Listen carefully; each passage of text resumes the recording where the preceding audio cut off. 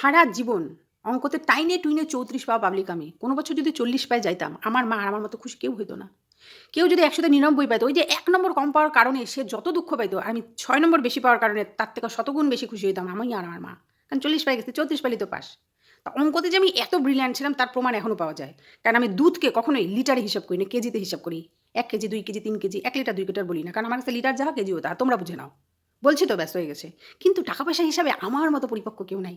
আমাকে আমার বর যদি ১০,০০০ টাকা হাতে দেয়, ৫,০০০ টাকা দিক, ১,০০০ টাকা দিক, ৫০০ টাকা দিক, ১০০ টাকা দিক, যাই দিক, নিটফল জিরো আসবে। ক্যালকুলেটর লাগবে না, আঙ্গুল লাগবে না, কর লাগবে না, খাতা লাগবে না, পেন লাগবে না, কিচ্ছু লাগবে না।